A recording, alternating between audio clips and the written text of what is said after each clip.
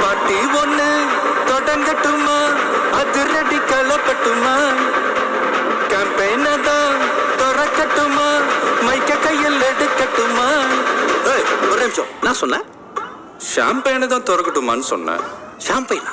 என் காதல கேம்பெயின் கேட்டுது. டே மப்பிள் அப்படிதான்டா கேட்கும். கரெக்டாக கேட்கும்.